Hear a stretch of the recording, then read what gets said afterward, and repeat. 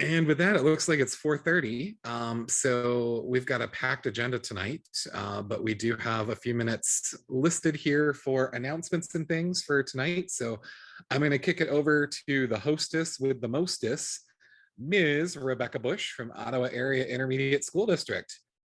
Thanks, Over Dave. to you, Becky. Thank you. Welcome, everybody. Glad that you could join us today. I am going to just make one announcement, I believe. If you want SCECHs, it's important to fill out the form or the application for such. And I believe that Dave had it linked in the agenda. So you can find the document in the agenda. And then also Mandy Lanninga, her email address is also, I believe, linked in the agenda. And you can send the application to her. When we are done with all of our sessions at the end of towards the end of the year, then Mandy will go in and enter all of those in. So don't expect to receive anything from MDE until then. Other than that, I don't think there's anything else that we needed to announce.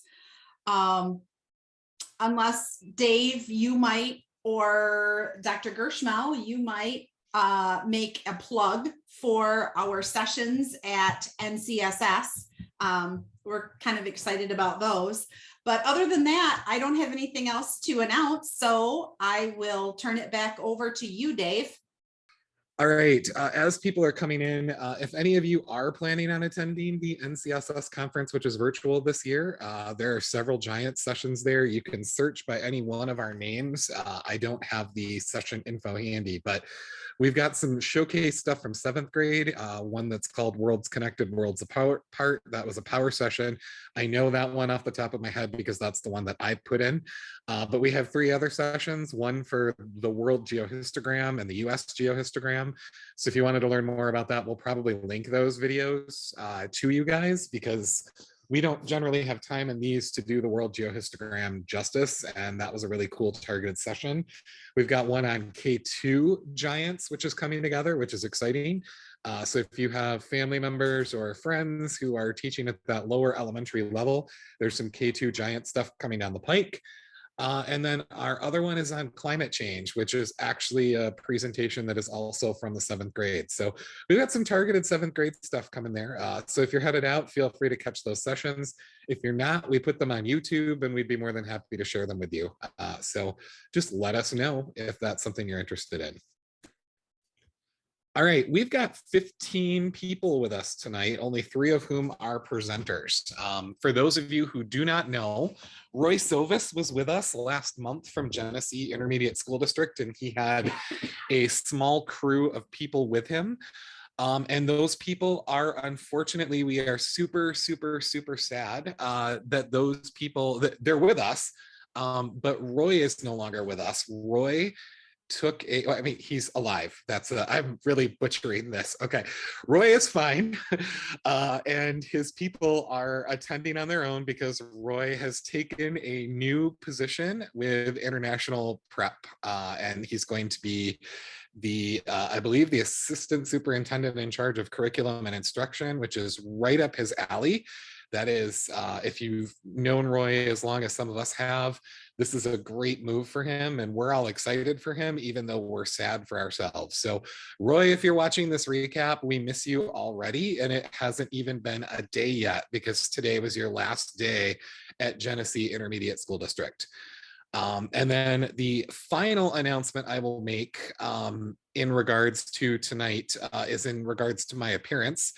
I'm a little more disheveled than normal because I am on a 10-day quarantine caring for 2 10-year-olds who tested positive for COVID-19 the day the FDA announces that they'll be approving vaccines for the 12 and under crowd. So, as I was joking with Phil and Tom beforehand, we made it all the way to the finish line and then we tripped and fell just inches away from it. So if for any reason we get to a point tonight where it's back to you, Dave, and I'm not immediately here, It's because my wife and I are helping one of the twins with something. But my hope is all of that will, they've been quarantined in their rooms and they know how to get a hold of us. So my hope is that will not happen. But just as a FYI, if I'm not here for something right away, Becky will try to punt for me, or Phil will move one of his PowerPoints up, and we'll go that route. And I appreciate everyone's understanding on that front. So we are kicking off tonight the same way we ended last time, talking a little bit about assessment. And we kind of discussed a variety of ways we could go through and do this. And I have to open system preferences before I can do this. I am also on a new Mac tonight, so that is also fun. But we have linked a Jamboard. And what we're going to do in just a minute, since I can't share my screen this exact second, but I will log out and log back in a minute. We're going to break you guys into groups, and it's all going to be random. So you'll be in one of 3 groups. And group 1 will go to Jamboard slide 1. Group 2 will go to Jamboard slide 2, and group 3 will go to Jamboard slide 3. We are asking for some feedback on the assessment. We're hopeful you used it and have some feedback for us. But for those of you who haven't, we've included a link to it for you to take a few minutes in your groups to look it over and provide any thoughts or suggestions or feedback you might have. Like I said, we're going to give you about 10 minutes in the Jamboard in these targeted groups. I will put the link to said Jamboard in the chat right now so you all have it. So again, you've got one of 2 tasks. If you were able to give some feedback or talk with your group about what you noticed, how your kids did, if the items were up to snuff for you or not. Constructive criticism is greatly appreciated. And if you did not, take a few minutes to look at the quiz in your groups and provide any feedback of what you just notice from those takeaways. Before I make Becky co-host and I log out and log back in, and I will break you into groups before that, what questions might you have for me on the task at hand? All right, hearing none, I'm going to break you into one of 3 randomly selected groups. Remember, if you're group 1, slide 1, group 2, slide 2, group 3, slide 3. And they are the same questions on each slide. And we will see you back here in 10 minutes for a quick debrief. Breakout rooms, assign automatically. We want 3 breakout rooms. Create and open. All right, you guys should have those invites, and we will see you back here in just a few minutes. Thank you. When I join, I want to make sure my camera. All right, so welcome back, everybody. We talked a couple of weeks ago when we were finishing up the Unit 3 assessment, and we wanted to collect some feedback in some way. So we thought we'd try a Jamboard, but it looked like you guys may have had some issues with some of the Jamboards and opening those. So I did float into a couple of rooms and I heard some conversation going on. So I figured, okay, we'll just come back in the end of the 10 minutes and we'll see where we're at and who wants to report on what. So there were 3 different rooms. Was there anyone from group 1 that wants to let us know what you guys talked about? And if you were off topic, that's okay. What did the people in group 1 in room 1 talk about? Do you have any feedback on the assessment or the units overall thus far?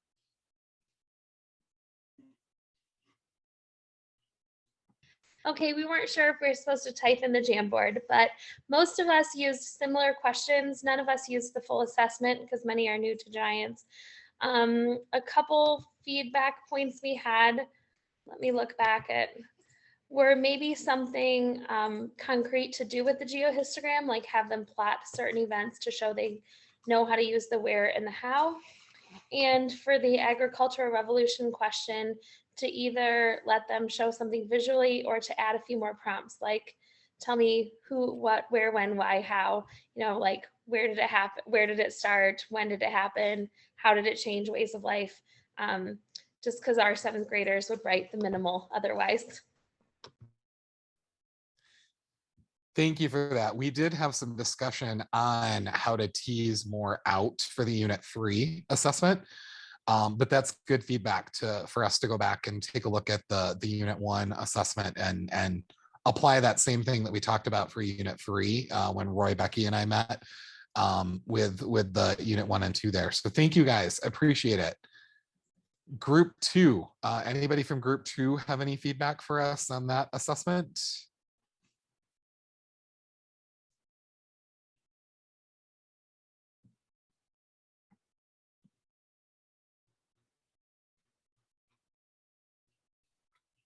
I can talk. I was in group 2. We just said that I taught Giants. It has been a couple of years since I've done 7th grade. So it's been a minute, and I didn't actually use this particular assessment. And so none of us in my group had used this assessment. But we thought that it looked really kid friendly. And we liked the drag and drop options, and we felt like it was pretty well aligned with the first unit. The only slight adjustment we thought we would make, and we were kind of on the fence about it even a little, was possibly saving the geohistogram and pushing that piece back a little, because it takes the kids so long to get comfortable and familiar with the geohistogram that we just weren't sure they would be there yet. Perfect. That's good feedback too. We added the geohistogram piece on because we thought, well, we introduced it in that unit, but that's really good feedback. So much appreciated, Group 2. Thank you so much. Group 3, anything that hasn't been said or anything you want to add to the discussion for Group 3?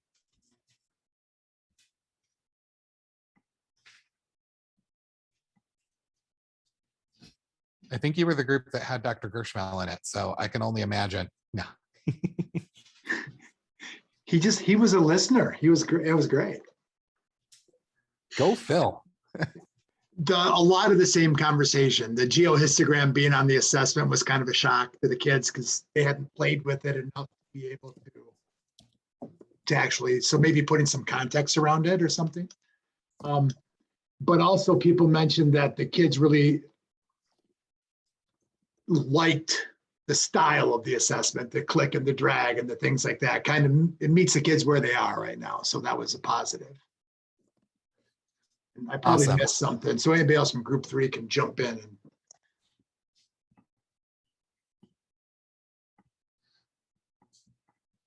Well, I captured those notes on the Jamboard. So I appreciate that. We're going to be asking you guys for some feedback on the assessment each time because the assessments are kind of our focus this year since Dr. Gershmel and I blew up the units last year. So we're going to be asking you guys for some feedback, and whether you use it or not, these comments, the ones that you guys gave us tonight, are immensely helpful. So thank you for that. And we will take those things into consideration to revise and hopefully have a final form of all of these by the end of the year. So again, whether you use our assessments or you use something different, this feedback is valuable to us and we appreciate it. So thank you. Becky, do you have anything you want to add? No, hopefully, the more feedback we get, the better we will become at designing an assessment that's going to best fit the needs of your students.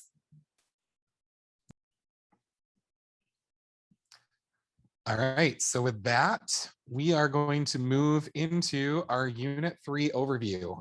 And if you had a chance to look at the agenda for tonight, we've got a short Unit 3 overview and a Lesson 1 overview. I've got a demonstration on Talk to the Text that I'm going to do a little bit differently than I had initially planned. And then I'm going to be turning it over to Phil for choosing a capital, which is one of my favorite activities from Giants. Not going to lie, you're in for a treat with that. So that's the first kind of chunk of our evening tonight. If you've been into Unit 3, it's all up and live on the Giants website, as everything is. And our compelling question for this unit is, does where you live influence how you have to live? It's very geography-based, a geography-centric question. No surprise there that it was, drafted by primarily Phil and myself here, but we are covering the 2 standards in 7th grade. So the 2.11 describing the importance of human communication and its relationship to the development of culture, invention of agriculture. So we're going to do more with the agricultural revolution that we kind of established in the previous unit. We're going to start to use some of those historical and modern maps to locate, describe, and analyze those river systems, more so again than we did last unit. And then we're going to start to have some conversations about civilization and what those common characteristics are. And we're going to get into cultural diffusion and trades. So all of the 2 standards from 7th grade are hit in this particular unit. And I just wanted to give you guys a reminder from the previous units that we have, we keep everything, we're keeping everything in the established eras, but we have many interchangeable conversations between early hunter-gathering groups and then moving into civilizations and then moving into empires, because it's like this pyramid of growth for those things. So I don't want to say interchangeably, I think that's the wrong word that I just used, but we start to have conversations about empires in this unit as well, even though that's going to come with unit 3. And the other thing we want to remind you is that we have on the website, I'm going to share that real quick here. Unit 5 of the Giants unit is on deck for, I believe, our January rollout, but that's our world religions unit. And if you don't remember from last time, you've got 2 options. You can teach Unit 5 as Unit 5, or you can take Unit 5 and you can take component parts of it and teach each religion as it comes up in each historical era. So, there's 2 world religions really that creep up big time in era 2 of US history. And so you can pull some of that stuff out of Unit 5 and teach it in Unit 3 if you so desire.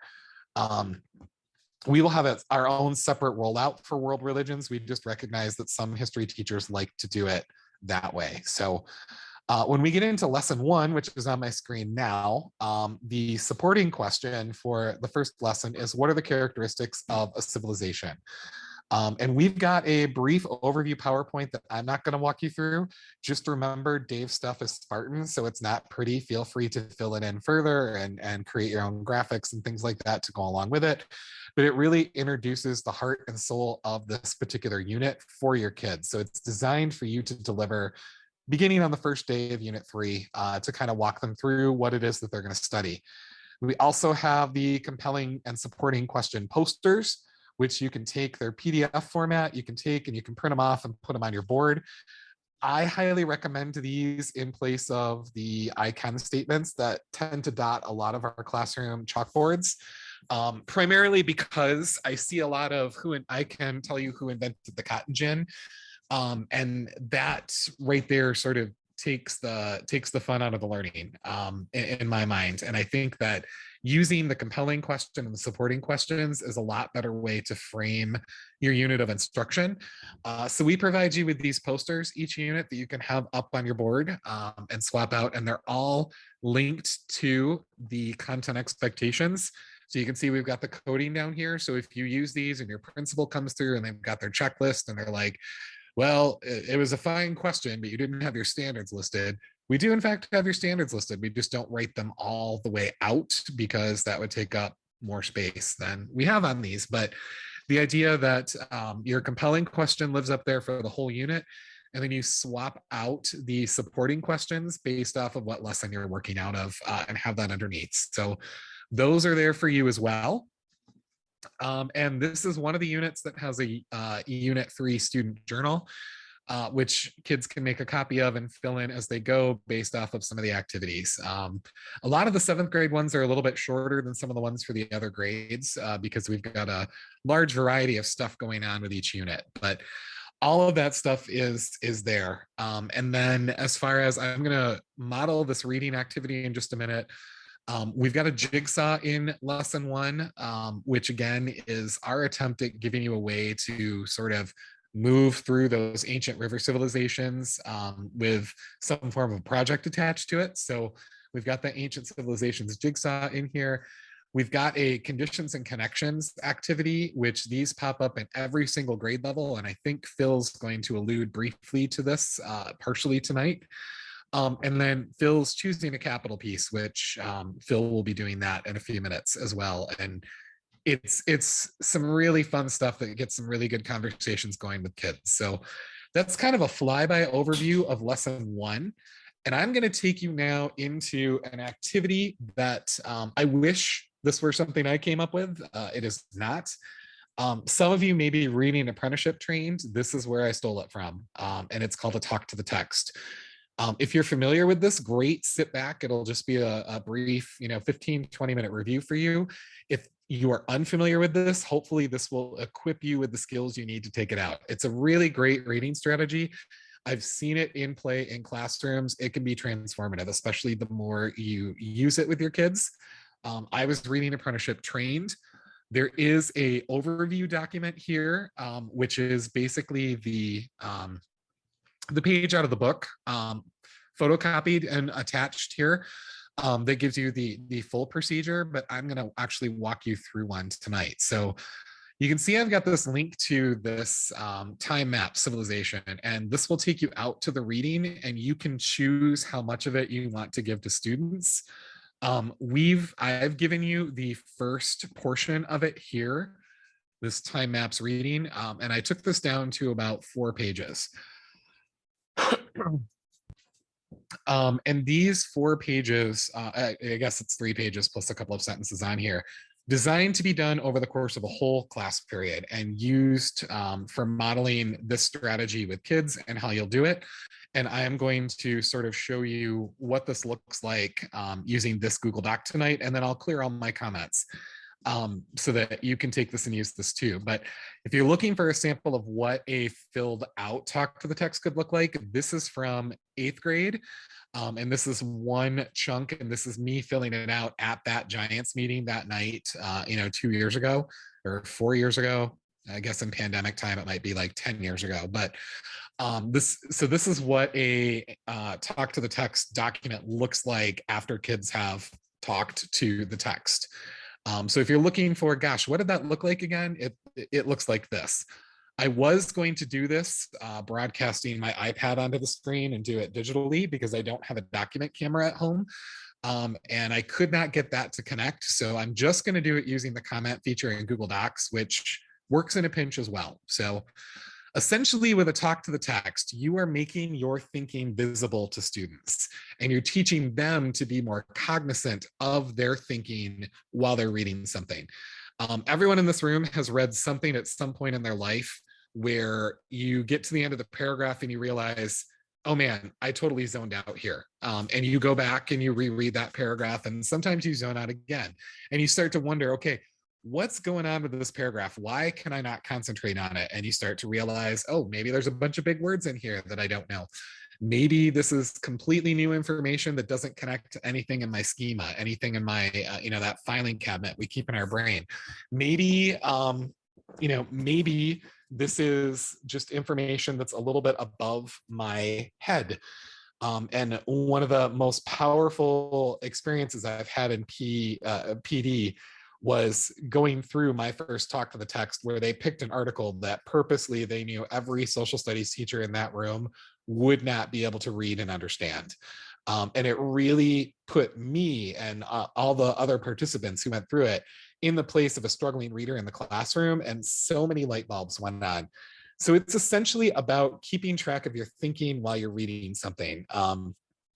I'm the guy, I can't sell back my college textbooks ever because I write all over them. And so it's really teaching kids how to do that sort of thing. So I'm going to model this for you, and I'm going to stop after the first chunk here and then kind of explain what happened. And then I'm going to model the second paragraph, and then we'll kind of talk about it, and we'll wind this part down. But essentially, you would project this in your classroom, either on an overhead projector, if you still have one of those antique things in your classroom, or through a document camera. And if you don't have one of those, you can use your phone in a pinch. I'm just not set up to do that tonight. And so you're going to read this out loud. Your kids are going to have a copy of it in their hands as well. You're going to have a pencil in your hand. They're going to have a pencil in their hand. And you're going to model this for them before you turn it loose. So states and cities. The coming of farming had allowed the growth of settled populations to take place. coming of farming. So right now I'm thinking, was that the agricultural revolution? We learned about that in the last unit a little. I'm going to make that comment. The coming of farming had allowed the growth of settled populations. So I know what populations are.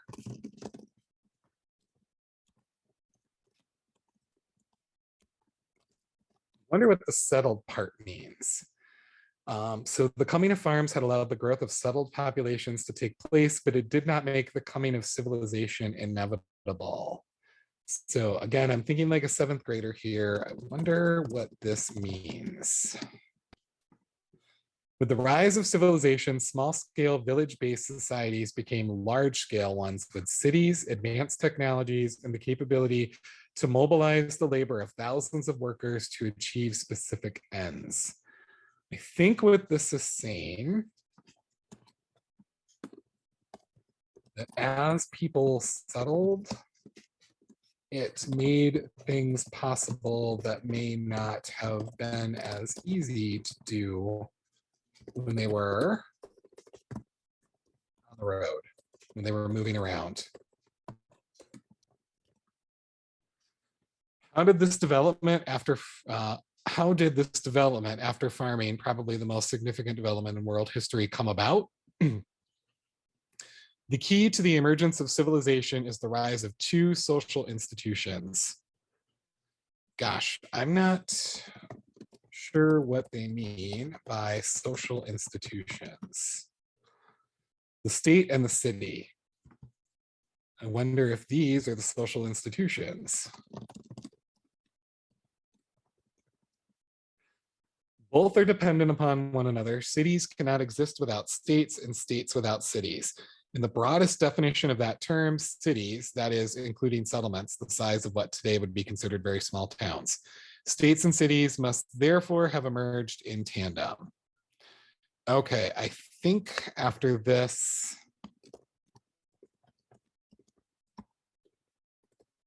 I think I'm getting what social institutions might be, but I'm hoping more will be explained later.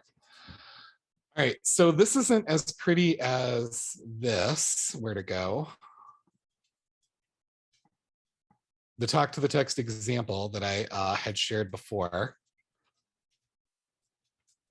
But it gets the job done in Google Docs. And you can see I've done the same sort of thing here that I did with this document. So I am going through and I am thinking, I am trying to transpose what's going on in my head as I read. So as I'm going through this and as I'm not finding my window again, because, you know, that's how it always works, right? I'll just open this up again. That's the wrong one. Okay, so as I'm going through this, I've got my comments on the side that are sort of keeping track of what's going on in my brain. Now, I know what social institutions are. I know what they mean by settled populations, but in trying to model this for 7th graders, that sort of thing is important. Don't take any of that for granted. Show them that you yourself may be struggling with some of this information, and that will, it'll help with the buy-in, and it helps with that relationship building that we're always working on throughout the school year. So I have this in here and I'm talking about, you know, what's going on in my head and, you know, things that have been reinforced. I know what populations are. I wonder what the settled part means. Now that I've read this, I'm going to add this to my annotations here. Now that I have read this section, I believe that settled populations are referring to civilizations, those groups as they come together. So I'm keeping track of my thinking, and it's going to encourage the kids to keep track of their thinking too. I would then model this again with the next paragraph, with the next chunk of text. And this is again why we give you this big long document. You can choose how much of this you want to take from it to dump into a Google Doc and give to your kids, or to print off for your kids for them to annotate. just make sure you leave enough margins for them to write some stuff in the margin. You might want to double space it so that they've got room to kind of wedge their thoughts in between there as well. But you're going to model another chunk of this for kids before you turn them loose on the next chunk to do themselves. I can't believe I lost the window again. I'm instilling you all with such great confidence tonight, aren't I? All right, so time map reading, there we go. Just going to get rid of some of these windows I do not need at this exact second. There we go. That'll make it easier to find. So I go into the Neolithic context area now. For millennia, farmers had grown enough food for their own needs, but little else. In terms of material wealth, there was little differentiation between families or individuals within village society. I wonder if this is talking about social class. Let's read on and find out. All members of the community worked in fields which were probably communally owned by clan or village and tended the herds. The village crafts like weaving, spinning, and pottery were carried out by groups of farmers and their families in the time they could spare from food production and preparation. This looks like everyone is concentrating on finding and producing food for the community. When fighting was needed, all village males were involved. Males, why not females?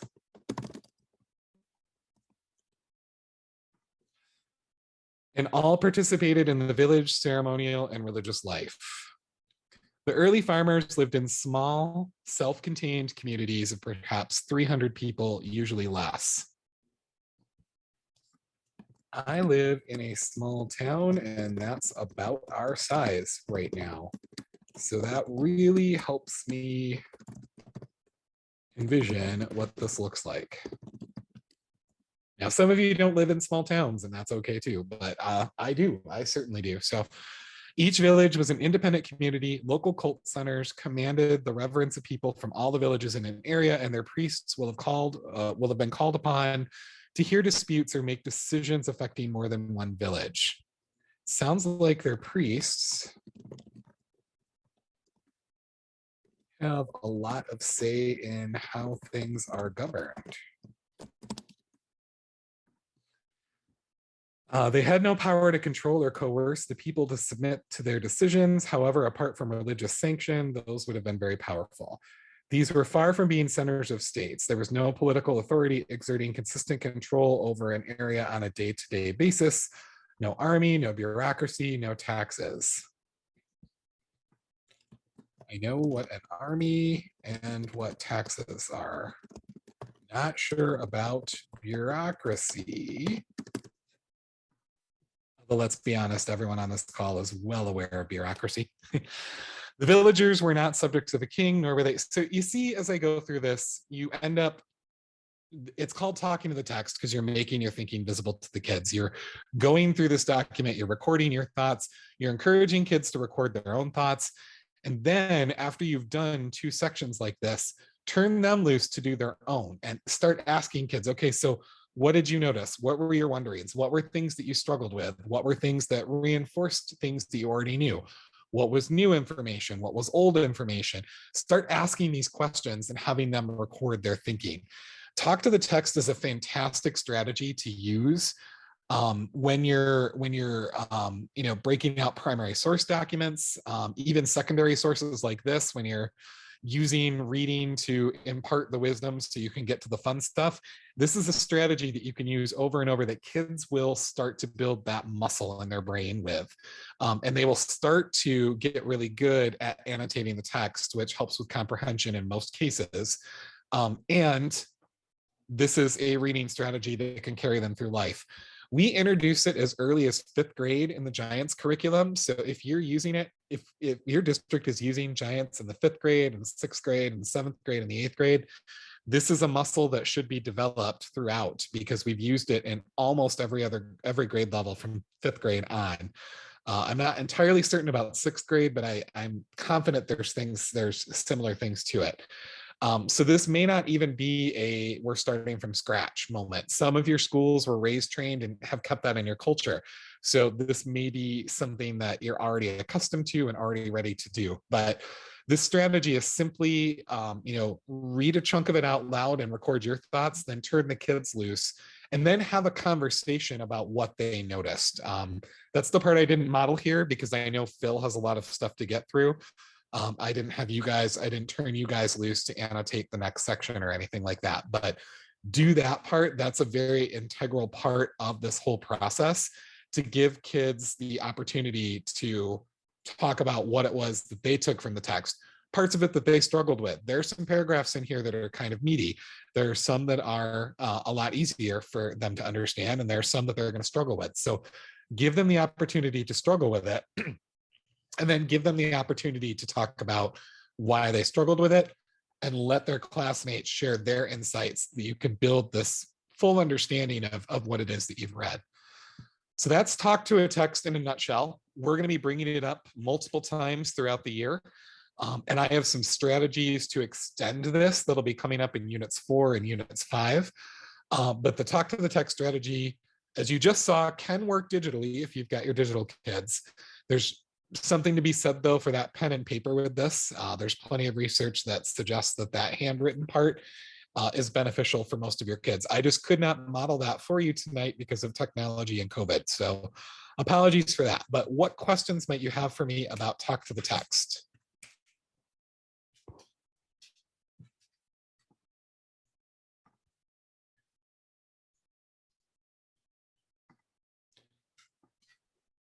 I'm on my second of 3 breaths. I have a question for the whole group. Dr. Gershmel, go for it. We could use some advice about what topics would be good for these first reading with Talk to the Text. And I was going to ask Dave that first. You know, if you were looking over the list of topics in Giants, what topics would you recommend we have a reading? Because we'd like to put up, 4 or 5 sample readings that would be particularly useful.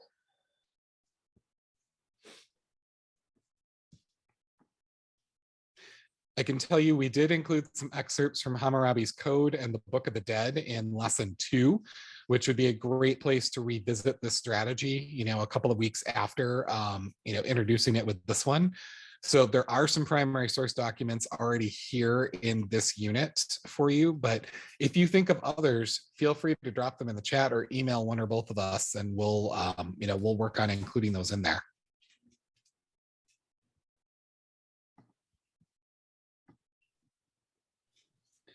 Can I add something? Please do. Our school was reading apprenticeship training. We used it for many years. It lends itself to all kinds of different topics. So I can't think of anything that it wouldn't be good for with social studies. So it's a great technique. Also, too, sometimes I'd let my kids sometimes draw pictures. If that helped them make that connection in their brain. So it's a great thing. I hate that we've gotten away from it. I love reading apprenticeship. It's really good stuff. Well, you don't have to move away from it because I'm embedding some of those strategies into Giants for you. So that's perfect. Thank you. Thank you. She's not a plant, I promise. That's and whatever you guys do, if you are reading apprenticeship train, do not turn me into Bill. Do not turn me in and say, Dave's talking about Talk to the Text. It's just one of those great strategies that once you learn it, I can't help but share it because it's so good and powerful. So, all right, with that, I'm going to turn things over to Phil, and Phil's going to talk about choosing a capital. And then it'll be over to Becky for what we're calling skills and stuff. Which is her ability to sort of weave home the different skills that are practiced in the lesson that we've just finished unpacking. So I'm going to mute. Phil, I've made you co-host, so you've got a share screen button, and it's over to you, my friend.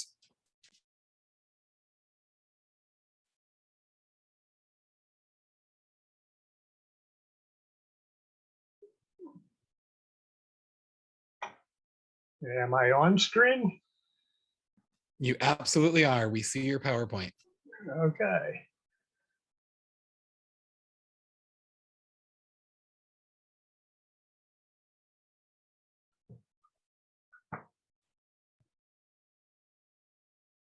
I'm just going to start this game out, or at least this part one background information. And then we're going to stop for a few comments about how and where it might be used and what you should do if kids haven't done it before. In other words, a few editorial comments in the middle. And then we'll do one or two eras with it. So we're just starting out. And it says, this is basically about deciding where to put something. And you have to pay attention to geographic conditions and connections. There is a separate review, and I'll talk about that in the editorial section later. Right now, I'm just as if I was running it. The place that we're about to investigate is a real place. It's at a real time in history. But we're going to keep where it is and when it is secret for a moment. You can try to figure out where it is if you want to. But we want to focus on a whole lot more important question than just where do you do this? And the big question is just how do people decide where they're going to live, or to build a fort, or to start a business, or to form a country, you know, all of these discussions about where to put something. So you should try to think about how you're making a decision and not just what decision you're making.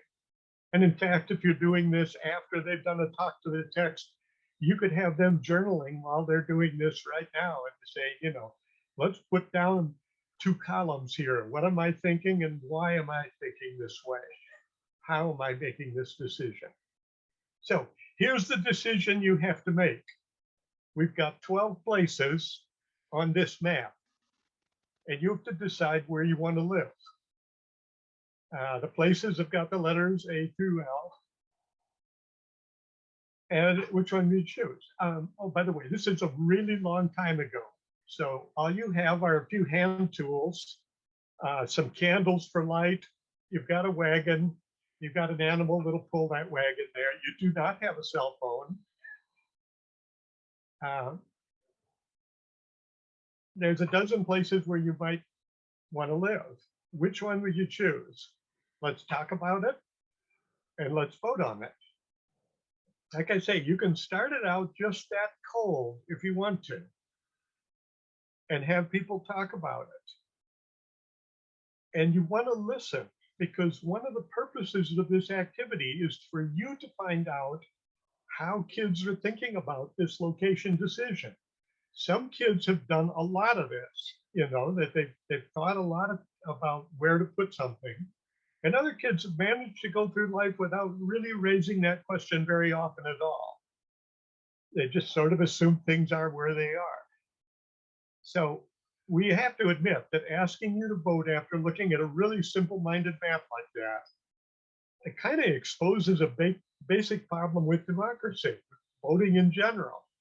I mean, there's a huge advantage. The people get to choose, or the way I kind of prefer to say it, they've got nobody else to blame when they get who they vote for. I mean, that's a huge advantage, but it takes an awful lot of time and effort to learn what you need to know in order to make a good decision. So now we get to one of the most important questions that you can ask the kids. If this is the only map you have, and you've got these locations of 12 places where else you want to live, what else would you like to know?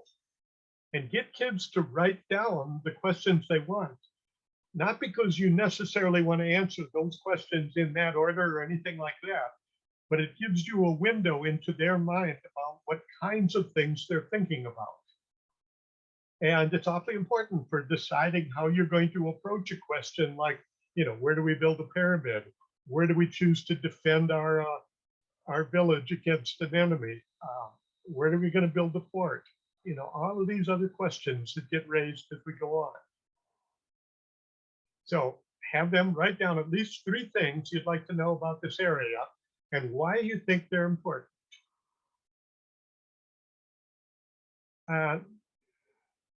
So that's the part 1. You may not need to show that at all, because there is a game like this in every one of the Giants grades from grade 3 through 8. In 3rd grade, they're deciding where they're going to locate an indigenous village, an Ojibwe village. In 5th grade, they're deciding where they're going to locate a British or a French or a Spanish fort. And you've got 3 different groups doing that because you're talking about the early colonial history of North America. In 6th grade, they're trying to decide where they're going to locate the capital of an emerging civilization. They don't know it's China, just like you don't know where that real place was that I showed you the map earlier. They find out it's China later on, and they find out, in fact, they located Beijing and Luoyang and a number of important Chinese cities as they went through that game. So if they've done this in Giants, if you've got Giants in any earlier grade, 3rd, 4th, 5th, or 6th, they will have done a game like this. What's different about your game and why it's key for 7th grade world history is that your game puts the idea of the different eras right up front and center, because you're going to have to locate where you're going to live as time goes on and people invent new things and the world changes and empires rise. And as you have to deal with that new information, you might find that you're going to change your mind. But that gets me a little bit ahead of the game. The other editorial question to raise right now is, where and when do you play this game? We put it at the beginning of this unit 3 here, because the game really focuses very heavily on how things change when we invent new technologies and how people's ideas might change. But you could use it as the very first activity in class, where your job is to find out, what is kids' background knowledge? What do they already know about maps? Do they have certain map reading skills already? What kinds of questions do they ask? In other words, this game is a very good icebreaker as the very first thing you do in the class. It can also be a summary before your last assessment, because it reviews all the major eras. So the notes that are in the Giants website talk about the pros and cons of putting this game at different places. I'm not going to say any more about that right now. I'm just going to say you've got a lot of choice as to where to play this game. And it does slightly different things at different places in your curriculum. And the Giants website talks about the pros and cons. So with that, I'm going to assume you might have a class where they have not done it in any earlier grade. In that case, you probably have to review the basic idea of conditions and connections. And we have a direct link over to a PowerPoint that does that basic review. I'm just going to race across this PowerPoint right now because A, you might not need to use it at all, and B, it's pretty self-explanatory. People have been using it for years. So the PowerPoint is just about the very simple sounding question about geography: how you live, what you wear, what kind of house you build, what jobs you have, what recreation, what music you like, is often influenced by where you live: a city, a farm, forest, a desert, a squatter camp somewhere. If you live in a rainforest, there's just certain logical consequences. There's lots of rain in a rainforest, there's great big trees, you're likely to build your house out of wood. If you live in a desert, you're going to have to think of some other way to build your house because there isn't a tree in sight. Not much rain, trees need water to grow.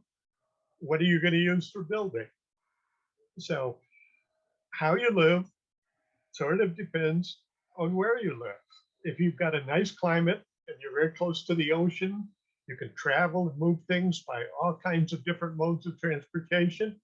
you've got a lot of economic choices for building a city. If you're sitting out in the middle of a forested mountain area with only one road snaking along and you can't go more than 30 miles an hour, you've got a very different set of constraints and opportunities there. In other words, your location is really important. The problem is location has two very different parts to it. One part is all about the conditions, and the PowerPoint goes on to give a few samples of conditions that people can watch. And the surprising thing is they're going to be absolutely glued to the screen, even though this is one of the dumbest animations ever made, because something's moving. And then you pop the really nasty question. Can you think of a place condition that did not flash on the screen? And again, their answers are very revealing about how well they understand the concept of conditions in a place. And then it goes through the same process for the connections, how a place is connected with other places by a trade link or by a canal or by a treaty or by its distance from something. The PowerPoint goes on to a quiz. And if your kids have already done Giants before, you might want to skip all of those earlier frames and just go straight to this quiz and say, I'm going to make sure that you guys remember what conditions or connections were. So if I say fertile soil, is that a condition or a connection? And it'll pop over to the right answer. If I say upstream from swamp, if I say trade with Spain, is that a condition or a connection?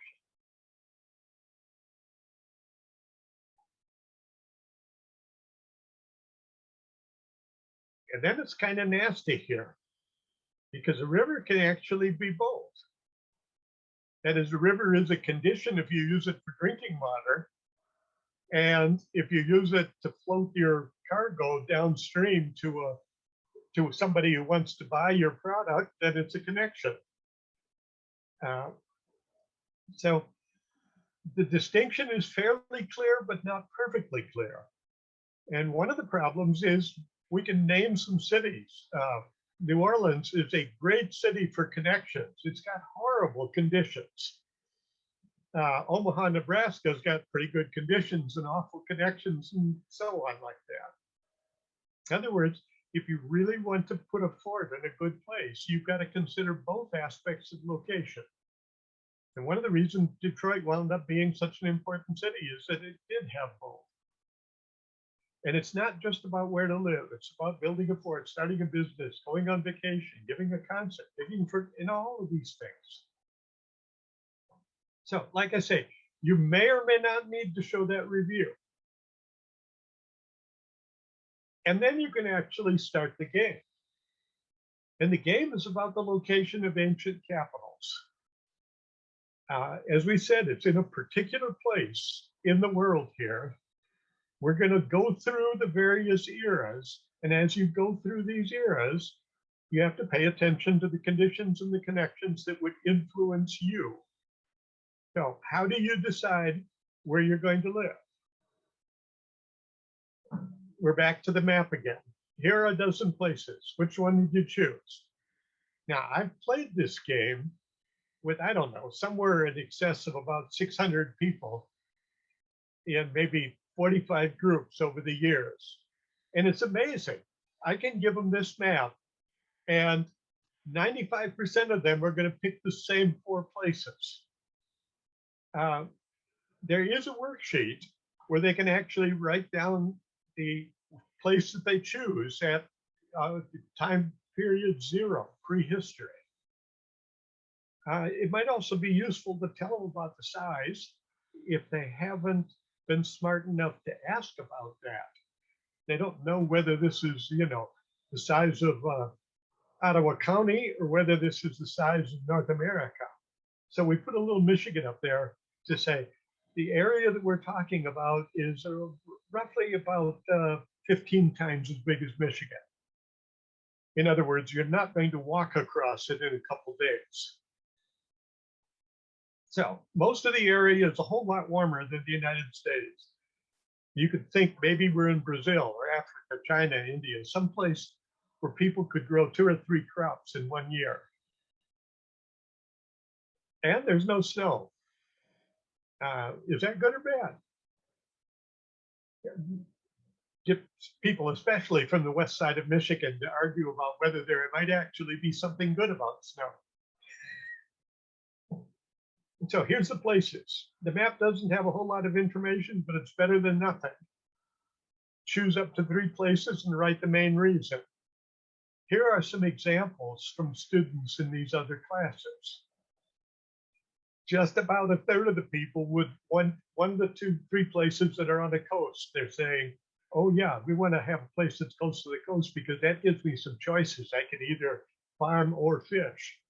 I can hunt or club seals or whatever it is that might do that. Then you've got a whole other group of people that say, I want to rule this place, so I'm going to pick a capital that's right in the middle so that I, kind of have equal ability to go influence anywhere. There is a group of people that realize that being locating out on the end of a small peninsula is actually a really good idea in prehistory. Remember, people don't have airplanes and submarines, cruise launch missiles and things like that on them. A peninsula is a lot easier to defend. And then some people are going to vote for it's by a bay, it's safe from the wind, and so on. These are all perfectly good reasons. And you see what I'm doing with this. I'm trying to channel the fact that I'm talking virtually to you guys out there. But if I were in a classroom, this would be all done Socratic. And I would be eliciting people's rationales. And I would be listening very carefully to their reasons, because the way they phrase their reasons is going to tell me how I'm going to teach the rest of my class. I'm going to know what kind of background knowledge they have. I'm going to know what kind of reasoning ability they're using. So, like I say, these are very typical answers. When I run this, very rarely do people pick place B, E, F, I, H. They just don't see good reasons for those as opposed to the ones that I've already identified. So if they did, you want to know what reason they had for that. And you give them a little chance to talk about their reasons. And then we say, I'm going to add you a little bit of information. The yellow color shows areas that are hot and very dry. The green areas are cooler, and they do have a rainy season. Now, the rainy season is in the summer in one end, and it's in the winter in the other end, and so on. Does that change your mind at all? Now that you know where these things are. What place do you prefer now? And so now let's connect this to world history, specifically the big eras. And for those folks that were saying the geohistogram was hard to teach, yeah, it is very hard to teach, which is why we talk about starting out just by marking the eras on it as a very simple activity, because we're going to be talking about these eras, in the way we organize the course. So era 0, prehistory. At this time, people lived by hunting wild animals and gathering nuts and fruit. And given that information, that's your technology, that's your way of getting food, where on this map would you choose to live?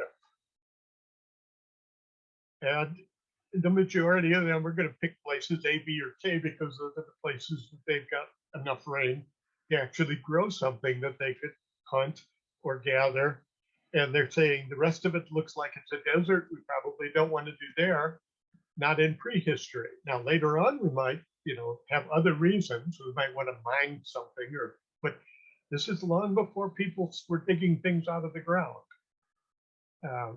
This is where people were hunting and gathering, and hunter-gatherers need rainfall. They're likely to locate in places A, B, or K.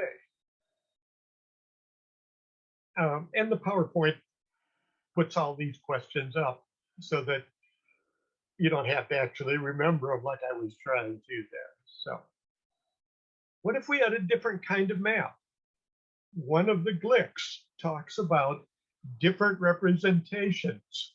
So what if we didn't have a map of rainfall, we had a map of lakes? Would that change your mind at all?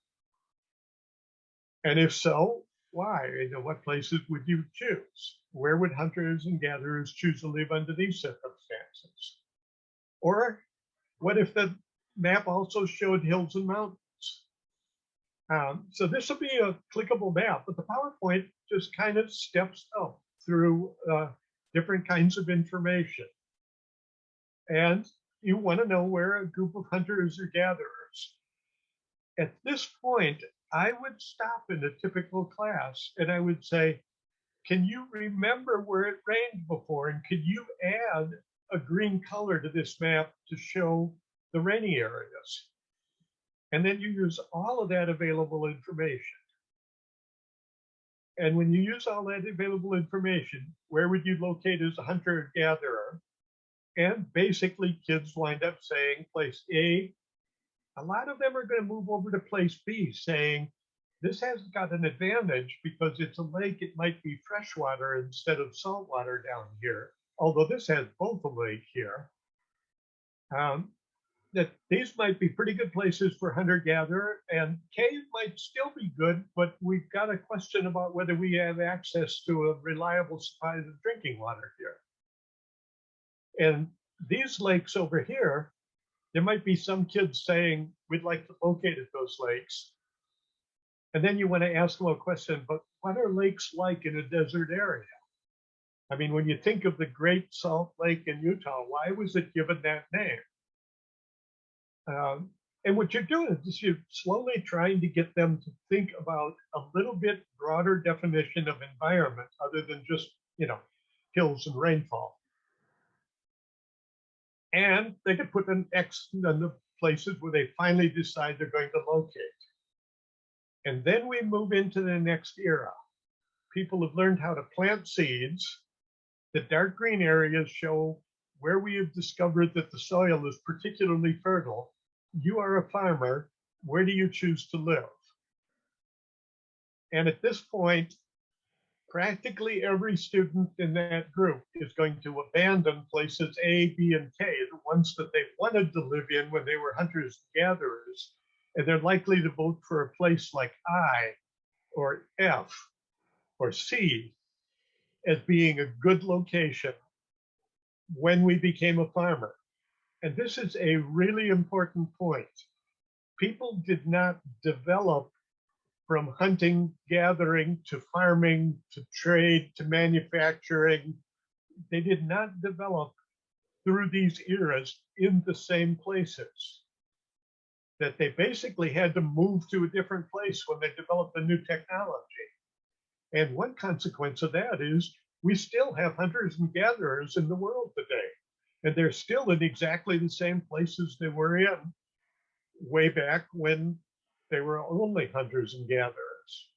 And we still have people who are pastoral nomads, and we still have people who are subsistence farmers. That when people moved up through these eras, they did not develop a higher level of civilization in a place. They changed the technology and moved to a different place. So if you're farming and you've got only a digging stick and stone tools, where are you likely to go? And then have them vote and have them realize that they've changed their mind a little bit on where they're likely to want to locate. Now, there's a debate as to whether you give them the simple map as a handout or whether you give them a more complicated map. And we give you several different choices for that.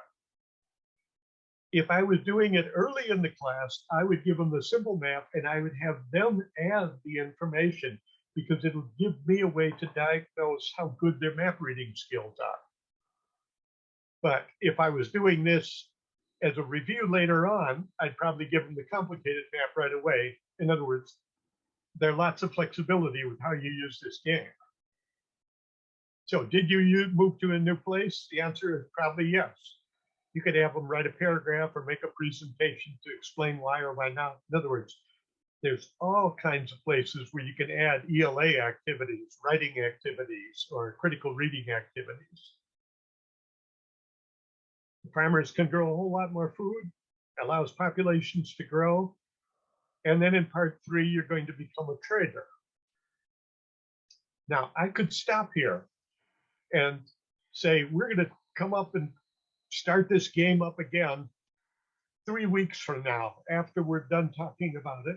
Or we could run through all of the eras as a kind of a preview of what the eras look like. In other words, you've got lots of flexibility in how you use it. So given the fact that the clock is where it is, I'm going to stop here. I'm going to say that you've got part 3 and part 4 as PowerPoints along with the review in the package that you've got. And I'm going to stop sharing the screen here. Well, no, I'll leave the screen share on for just a second. If you've got a burning question that you want to ask real quick, I think I'm still about a minute and a half short of my time shot. Actually, Phil, you still have enough time to do part 3. Well, I'm going to pass on part 3. I want to buy a little time because we've got a 15-minute session that's supposed to talk about 6 other activities. And I might need a little bit more time then. No problem. I'm going to stop this one. Love it when I schedule you down to the minute, so no problem. I'm going to stop this one now. I want to emphasize that the activity can be done at different times in a class. It can do different jobs for you in the class, and that it is indeed a very high interest way for kids to get into it. They really do argue among themselves as to where they ought to locate something. If you've set it up right, it's pretty engaging activity.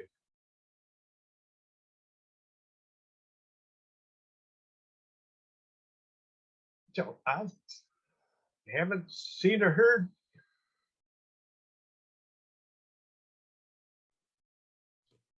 Remember when I said at the last session, Phil, I take 3 long, deep breaths. And then if I haven't heard anyone, I then pass the torch to the next person. Well, I'm on breath number 4 here. So Becky, you is on. All right, over to Becky then.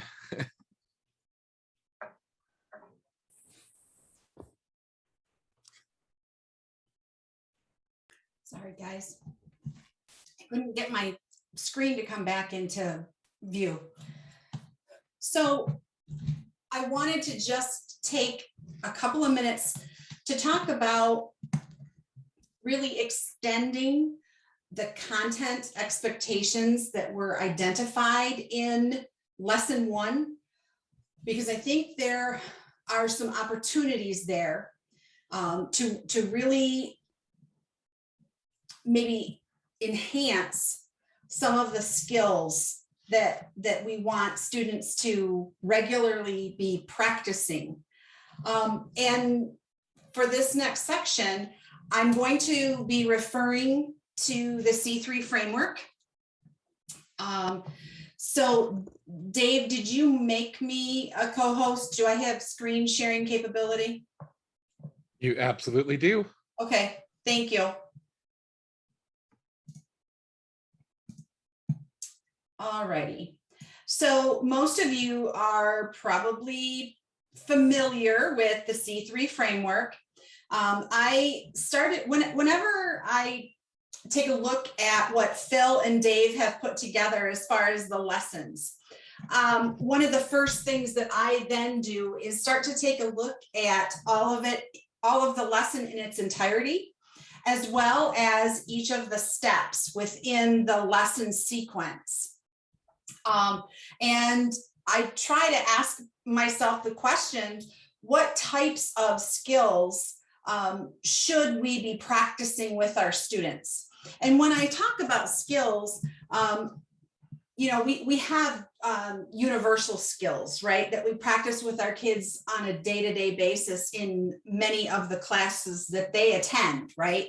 There are things like comparison and contrast, things like, what does it mean when we say analyze? What does that look like? And it could look a little different in mathematics class if students are analyzing an equation than it would in a social studies class if they're analyzing a speech, or if they're analyzing a painting or a photograph, right? But I want to talk tonight about some of those really discipline-specific skills. And those are the ones that we find in Dimension 2 of the C3 framework. And so when I take a look at that first lesson that Dave and Phil have just finished kind of talking through, I look at the content expectations, and I start to ask which of the content expectations, sometimes it's all of them, but which content expectation would I really choose to play with regard to skills? And so, for example, in lesson 1, I started looking at the geography section of Dimension 2, and I landed on number 5. So if you are in the C3 framework at all, it's page 42 of the framework. If not, no big deal. You can see it right here on the screen.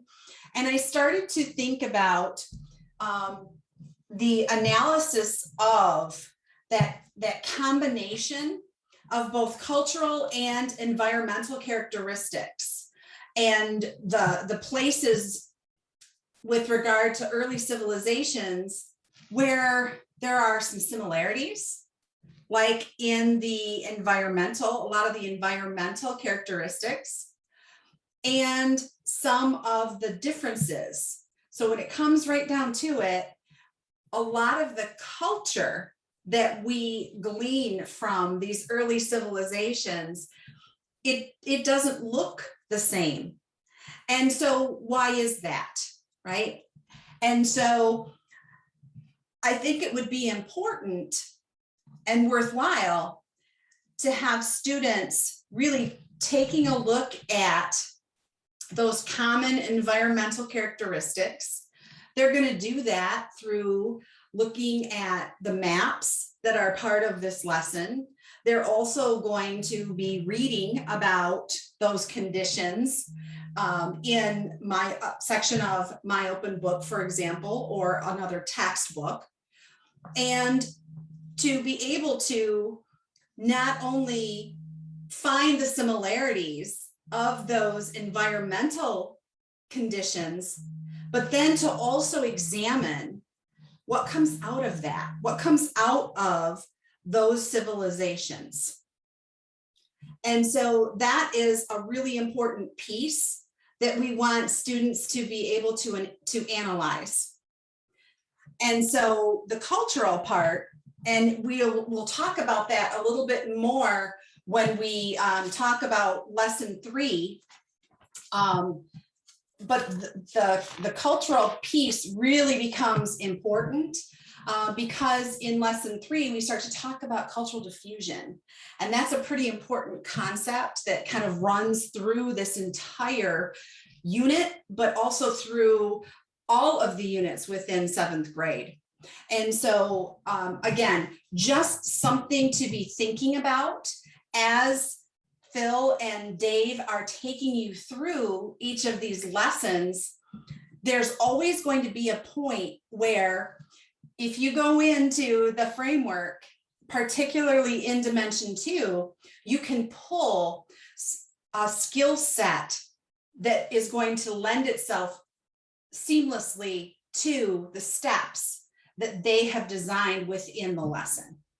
So that's just one example of one that I pulled that, again, I think students could have a lot of fun with, particularly when we ask them to look at those cultural characteristics of the early civilizations and start to analyze those characteristics and what accounts for those differences that they see. What is that all about, right? And here's the early the early beginnings or the early roots of what culture is. So again, that's just one example of how that can be brought together. Not only do we have our content from the content expectations, but we also have the skill set from the C3 framework. Thanks, Dave. What you guys don't know is that we've been friends with Becky for so long, Roy and Phil and I have, that we always hear her talk about it's bringing together the skills and the content. And whenever we do, we take whatever beverage we have at the time and we take a drink. It's our favorite drinking game. When Becky mentions both the skills and the content, because both are, she's absolutely right, both are equally important. And in our update to the 2019 standards, our update to the existing content expectations, we did in fact adopt the C3 framework alongside of our state standards. So the more you can kind of unpack what's in there, the less scary it becomes. And that's why we added, this is a brand new segment to our Giants rollouts this year, skills and stuff with Becky Bush. However, we called it something different in our planning meetings. Either way, I think if this were a more professional operation, it would have a logo and a little jingle to go along with it. You know, we'd go, now it's time for skills with Becky Bush, or, you know, something along those lines. Maybe I'll work it up in post-production. But on that happy note, she's shaking her head. So now it's definitely going to happen. On that happy note, I'm letting you know we are exactly on time. It is 6 o'clock and we are going to take a 15-minute break. So we will see you back here at 6:15, where we will kick off yet another lesson rollout from Unit 3. So have a good break. We'll see you at 6:15.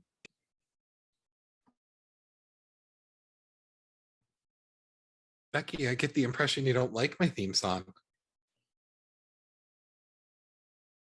Made me so sad. No, it's great. I just think it should be something a little more happy or zen. I don't know, one of the two.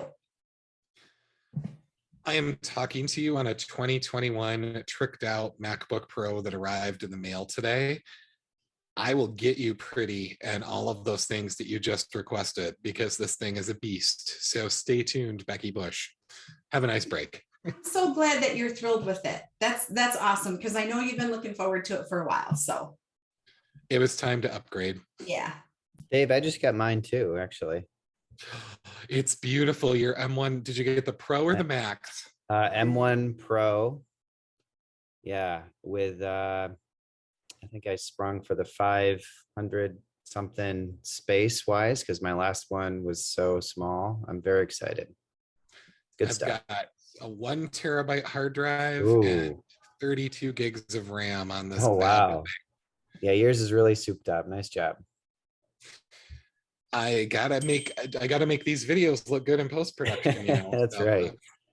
Very cool. Have a good break. Thanks.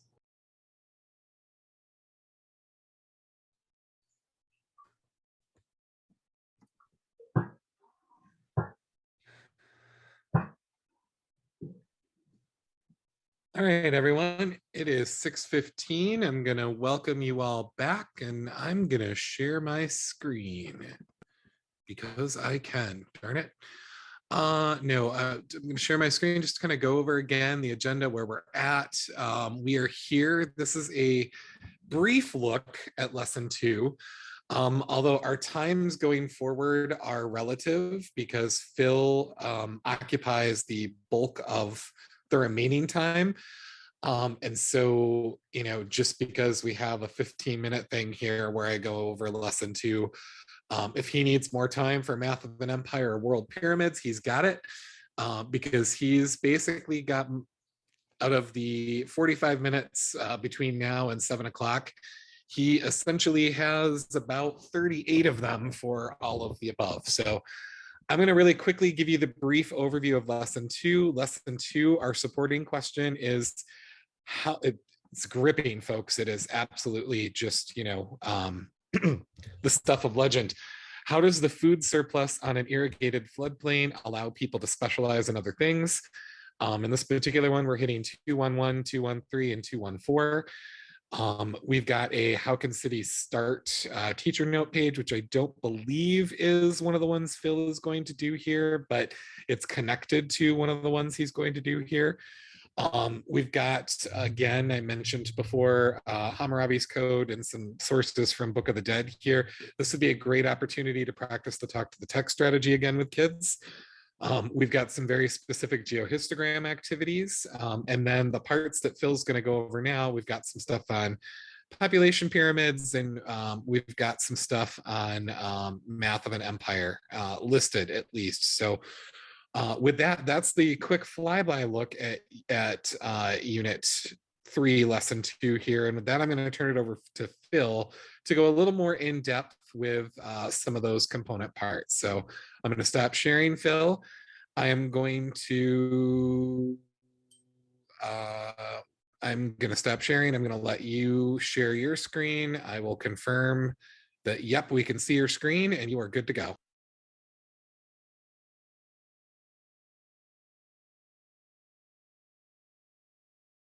You are muted, however. So we got the screen share down this time, but we forgot the unmute part. So. And the menu moves around. Okay. There you go. So welcome to the Drink Out of a Fire Hose. This is a quick look at all of the map activities that go into Unit 3. And a hint as to where they might go. Now, you don't need to take notes. There is a handout that it's got the tasks that students do and the specific objectives that they're supposed to gain out of that. We've already talked about choosing a site. They examine a map. They decide where they want to locate their time at a given time in history. And as the game goes on, they get more and more information about the place. But history also marches on, and they get new inventions, and they invent boats, and they invent iron weapons and things like that. The objective is to learn why people often choose different places to live at different times. And the game gives you a great opportunity to diagnose prior knowledge of history and of map reading skills. At some point in the game, you might find it interesting to turn the map. If you rotate it 90 degrees, it turns out to be the Nile River Valley. And when they were hunters and gatherers, you might remember they chose place A and B. That's the Omo Valley and the highlands of Ethiopia. Archaeologists have probably found, 200,000 arrowheads, spear points, and charred bones of game animals in those two locations. That was a prime hunter-gatherer place. When they invented agriculture, they moved to the fertile river valleys at place C, F, and I, and that turns out to be Khartoum, which is the capital of Sudan nowadays.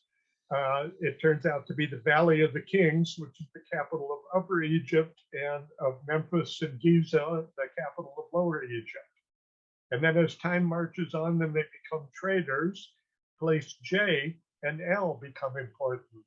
L being at the head of the Suez Canal, and J being Alexandria, which for a while was the largest city in the world. In other words, the students will choose the locations of a lot of places that turned out to be very important in history. And that makes it a great review at the end, too. Now, for something completely different, there is an activity about the job math and cities. This is explicitly designed to be interdisciplinary. It is designed to be a math lesson that they do in order to find out how much time you save. So the student's task is to read the very short article about the math of carrying things. And then they find out how many people got freed up to do something else when we began to use donkeys to carry things around. And then what happened when we invented wagons? And what happened when people domesticated camels? you might want to just model one of these rather than give it to the students cold like that. You know, model the math of carrying things and then have them do the math of getting water. Because when people learned how to dig a well, they basically saved 2-person years of time walking to the river and back in order to carry water. And they gave people a lot more freedom as to where they would locate. And what they realized is that a group of key inventions around 3500 BC wound up freeing about 90% of the people who used to be working 16 hours a day growing food. And now they've got time to do something else, like form an army, invent writing, start a religion, build a city, attack your neighbors, invent astronomy, all these other things. One of the things that they did was to build pyramids. And an awful lot of people come into the world thinking that the Egyptians were the only people that made pyramids. So what we did was put together a PowerPoint that looks at pyramids in London, in South Asia, in Illinois, in India, in Mayan Mexico, in Central Mexico, and so on. The red line is actually the Great Pyramid Giza, but you find out that in terms of actually building a pyramid, some of the ones that are here in the United States, like at Cahokia, actually involve moving more tons of dirt than the blocks that made the big pyramids in Egypt.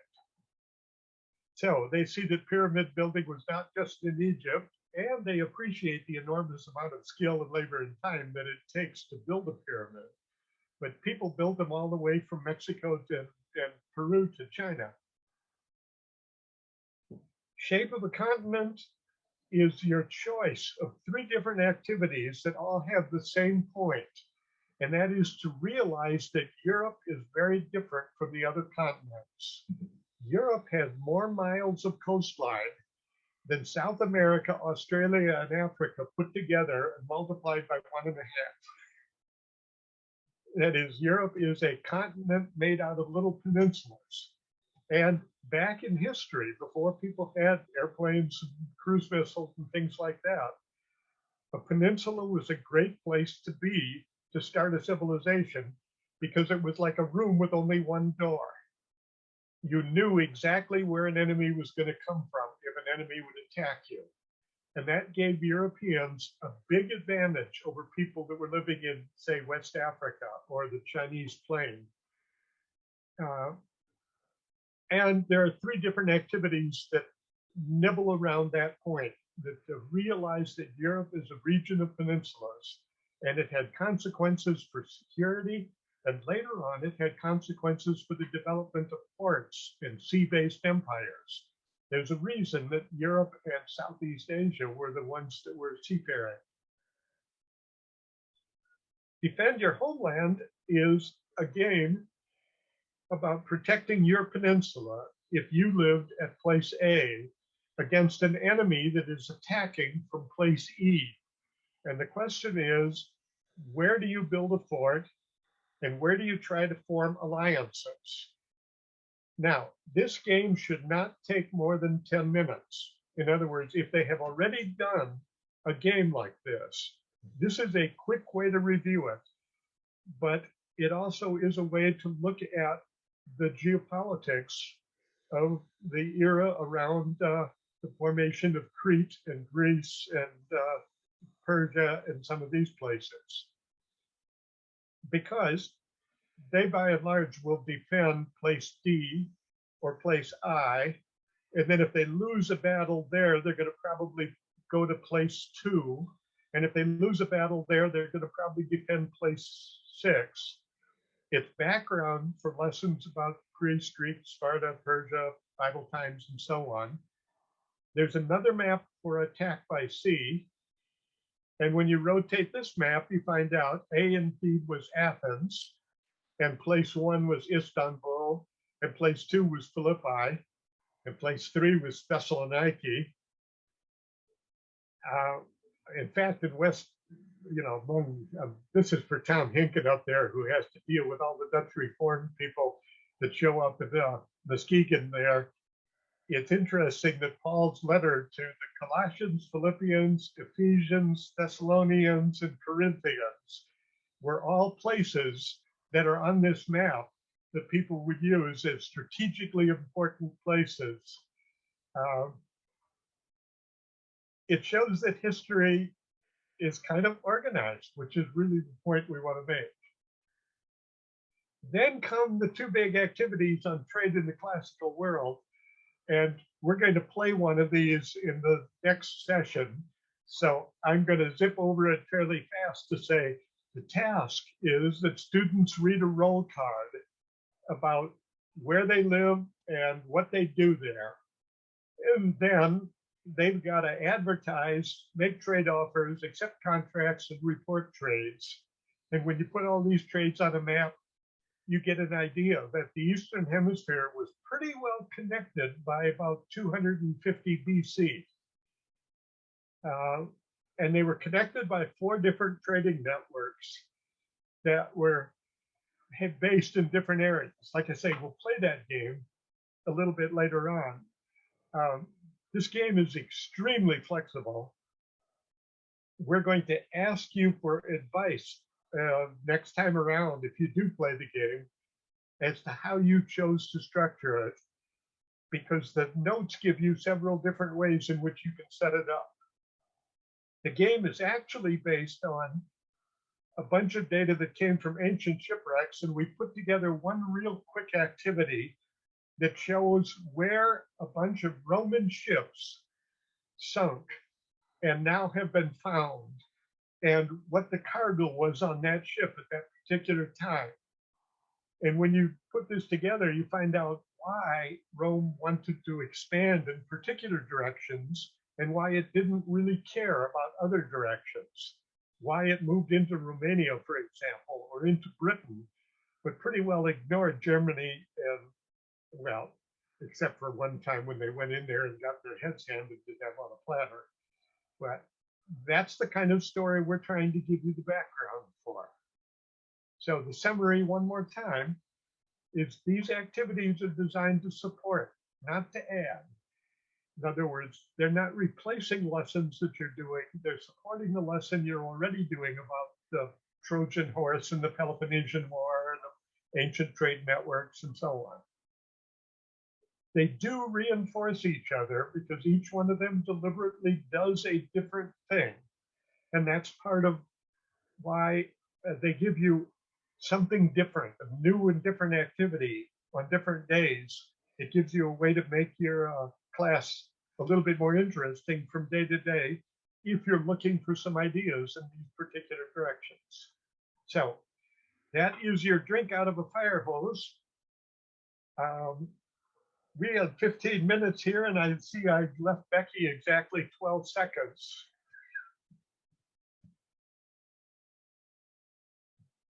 So let me stop the share over here.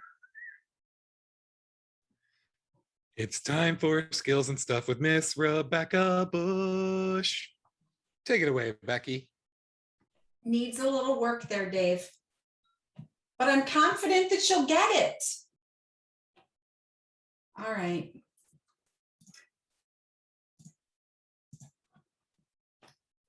All righty. So one thing that I sometimes think happens when we start to think about skills within the C3 framework, particularly when we get into that dimension 2 and things get to be really discipline specific. I think that with a 7th grade ancient world history course, for example, we might tend to gravitate toward the purple section, right? The history skill sets, those indicators. There are 17 of them under history. Or we might gravitate toward geography. And there are three pages of indicators with regard to geography. But this lesson was really interesting to me from the standpoint that I really honed in on and appreciated the presentation that Dave and Phil had put together regarding economics, regarding jobs that were held in many of the ancient cities.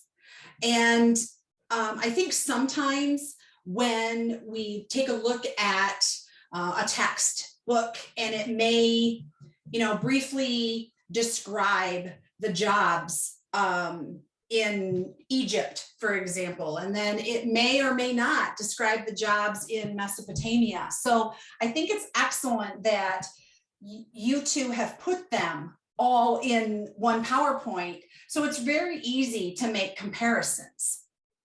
And I think that it's really easy to then ask some really important geographic questions. Additionally, I would add that I think that economics really plays a role here. And we don't necessarily think of that when we're thinking of ancient civilizations. But when I take a look at, and I think you can see it on the screen, that very first indicator under the economics section, when it is requiring of students to explain how economic decisions affect the well-being of individuals, businesses, and society. That sounds great for present day, right? Because we know that in our system, that is what is occurring on a daily basis. However, it was also occurring to some extent with those ancient civilizations, particularly when we have the introduction of specialization. And so again, those economic decisions that are being made, and Phil alludes to it when he is referring to some of the great structures that were built. Who was going to build them? How much labor was that going to take? And how important was the role of slave labor in each of those ancient civilizations?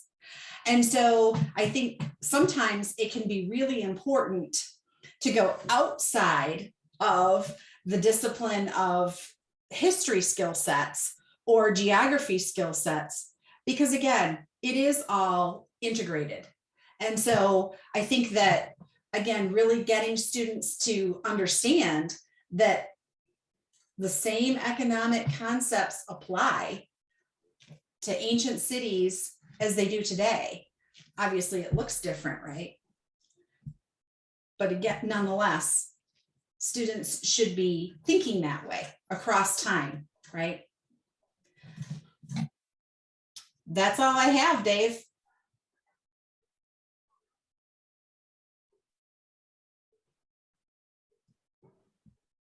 All right.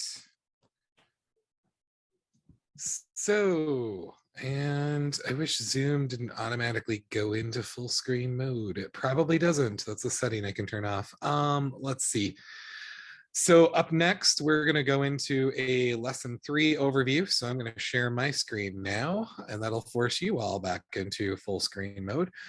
All right, so with lesson 3, our supporting question this time around is, what role did trade play in the growth of civilization? So now we're really getting into that trade piece here. And there's a lot of really cool fill activities here. You've got a peninsula activity, you've got a defending your peninsula activity, which is an extension from that. We've got this whole set of stuff on trade in the classical world that you'll be able to do with your kids that sets the stage for all sorts of cool stuff, both in this unit and going forward. We've got some optional activities that come from Phil on Roman shipwrecks.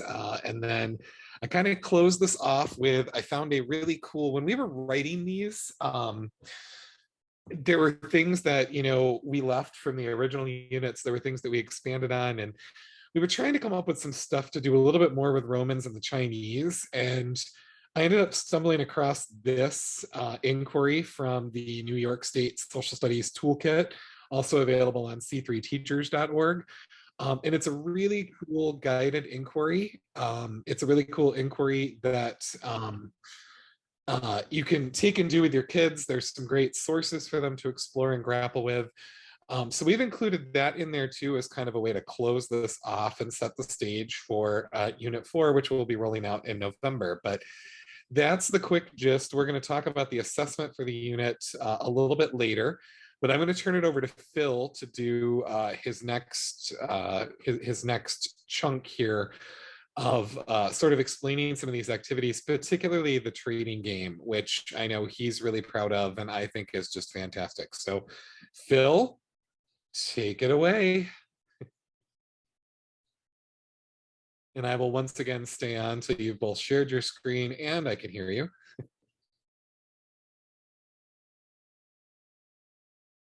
You need to unmute if you're talking. There we go. Trade in There the you go. classical world is now There on you screen, go. I hope.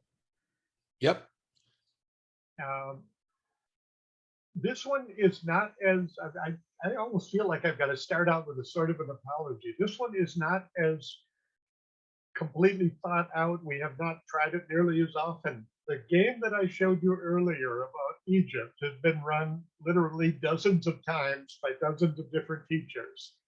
The trade in the classical world, we're going to be asking your advice if you do try it. And if you poke your nose into it without listening to the next 5 sentences, it could be pretty intimidating because we didn't know exactly where you wanted to run this.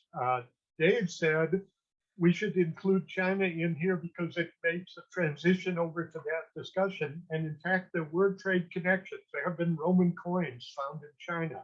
There is a lot of, in fact, Rome passed a law that women weren't allowed to wear more than a certain amount of Chinese silk because it was bankrupting their economy. And they put a tariff on it. You know, that presaging tariffs on Chinese products by 2,000 years. We don't know exactly how big an area you want to do it because it depends on where you play the game.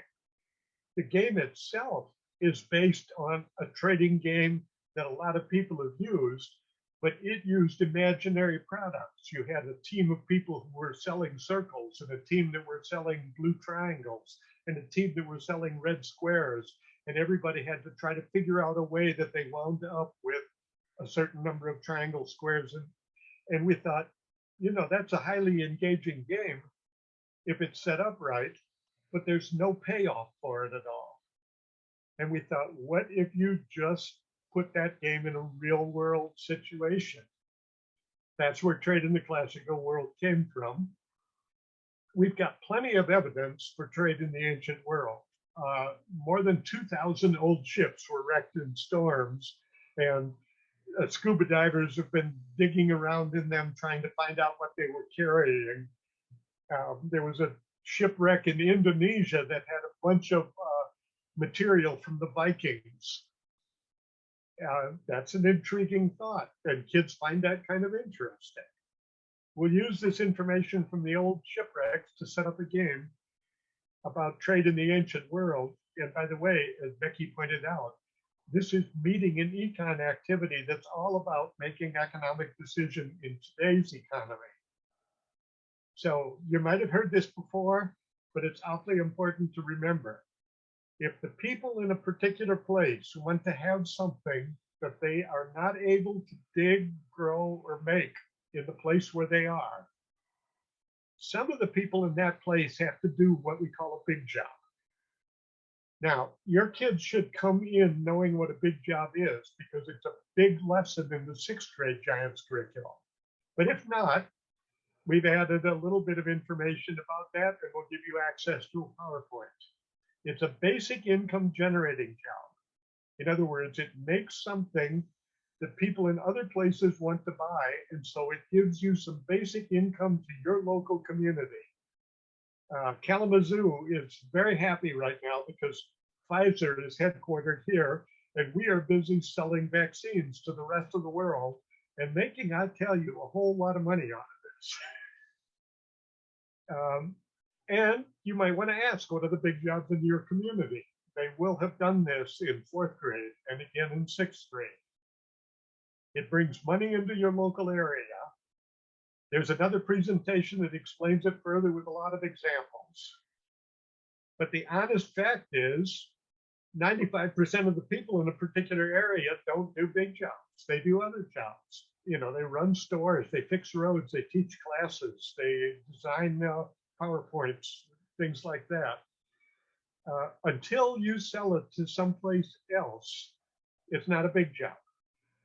And identifying a big job is a really important thing right now, because if people want to buy anything from anywhere else, somebody has to think of a big job that works in your place. And this was true way back in Roman times. And by the way, it's still true today. In fact, that's one of the biggest challenges in the modern economy. Joe Manchin is having a lot of trouble in the Senate right now because he is a senator from West Virginia, and West Virginia has lost its big job. It used to sell coal to the world, and it's not selling as much coal. And those people have to find something else to do, or they won't have money to buy things. So what we're doing is an economics objective that is relevant today, and yet we can teach a lot of ancient history through this lens. And that's what the trading game is all about. The students get a card, and one student or a group of students can be a tin miner in Britannia or a shipbuilder in Anatolia. There's a total, I think, of 26 of these cards. You don't have to use them all. You can play the game with only 3 cards if you want to. You can play the game with the cards only from Rome and China. You can play the game with the cards that only involve people who traded through Syria. In other words, there's lots of different ways to set this up. But what the card does is just describe the place where you are. The game has 5 or 6 rounds, and there is an instruction page that tells you what happens in round 1, round 2, round 3, and so on. You can use it as a handout, or you can explain it orally. Round 1 is very simple.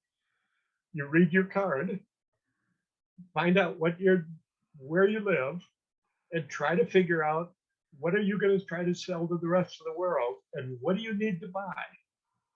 That if you're a shipbuilder in Anatolia, for example, you don't have any local forest, you have to buy wood from somewhere. So you're going to have to go out and find somebody that has wood. So you make a billboard and say, I've got ships for sale to advertise. Then in round 2, you walk around and look at each other billboard. You try to figure out what you want to buy from somebody else, and you make them a trade offer. And the game has got a form. And here we just stole this straight out of an economics game that has been used for years and years. It says the people from this place writing to the people in this other place, we've got this and we want to offer to trade it to you for this. And here's some of the arrangements. You write a contract, you make a trade offer. In round 3, you decide who you're going to actually trade with, and you make a contract with them. In round 4, you report that to the map maker. In round 5, the map maker puts it on the map. And when you got that map done, you have done the basic map that they will need in order to understand Arabian history, Persian history, South Asian history, Chinese history, Roman history. In other words, it's a much more interesting way to learn the basic geography than just giving them a list of places that they've got to memorize. I frankly hate the activities that just give kids a list of places that they're supposed to color or underline or memorize somewhere. They should be doing something with that. And when they do that, they're going to remember where Italia is a lot more than if they just do the map activity. So you could think of this as replacing that map activity if you want to. You can think of it as teaching them some of the economic skills that they will need in order to come up with a job and a place to live later on.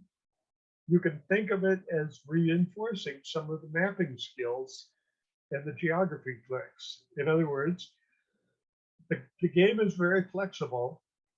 We would like to hear from you if you do try it out. Like I say, when Dave first saw it, well, he can tell you what his reaction was. If you know, I'm going to leave it there as to say that's the basic structure and background of this game. It is a handful of roll cards, and they will learn a lot of the geography of the ancient world by reading each other's billboards about what people had to say. They're going to find out where people were farmers, and where they were miners, and where they were manufacturers, and where weapons were being made, and why salt was important. In other words, they're going to learn a lot of the facts that are in the history books anyway, but they're going to learn it in a slightly different way. And it's complementing the history book. It's not replacing it. It's not adding to it. It's complementing it. So with that, I will take, what am I supposed to do? 3 deep breaths, she said? That is correct. You want to tell them what your reaction was? No, just that this was definitely one that I felt needed a little more explanation than just, oh, take a look at this game and tell us what you think next time. So. Yeah. I mean, one of the pieces of advice we could use is, do we need to build a more elaborate PowerPoint to explain it? Or is it better to explain it through the printed thing? Like I say, this is much earlier in its development than the Egyptian game was.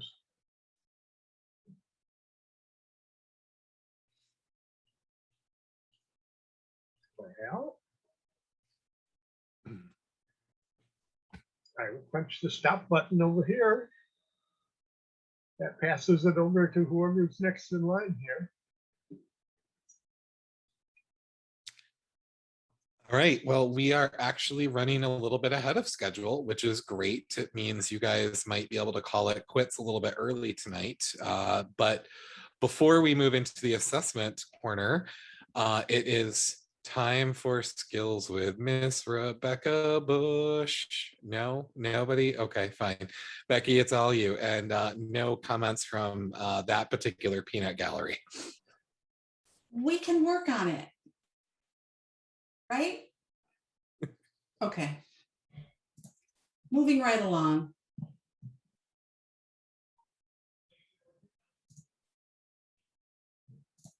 Oops. Sorry. I'm trying to share my screen and it's not working so great. Okay, let's try this again.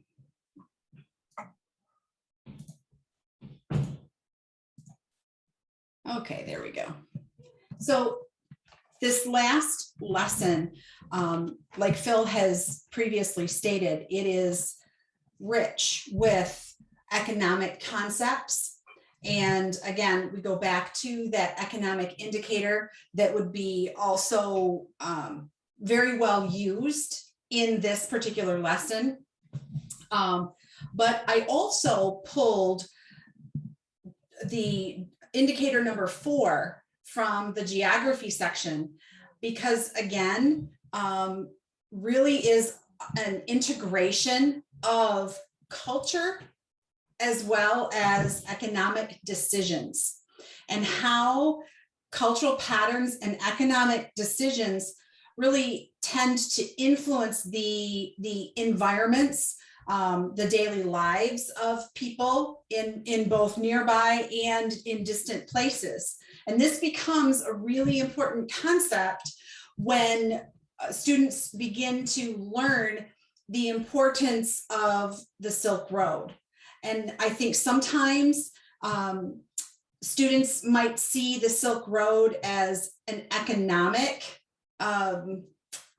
example of the theme of movement, but it really was so much more than that. It was so powerful from the standpoint of the exchange of culture, and ultimately resulting in cultural diffusion at a very large level. And so again, I think that emphasizing the economic part of the trade route of the Silk Road is really important. Again, because students really need to become familiar with that concept of trade and what it looked like during ancient times, but also that, again, the cultural piece is just as important.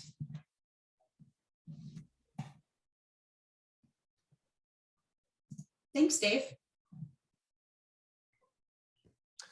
All right, so our final piece of things this evening, if there aren't questions over the units themselves, is to kind of walk you through a little bit on the next assessment, the assessment for Unit 3. So I will do one last all call here.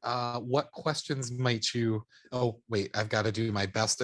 Roy is no longer a part of this group, so I've got to do my best.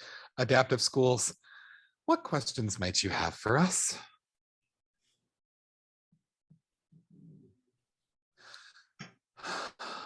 Breath 1. Breath 2. And breath 3. There we go.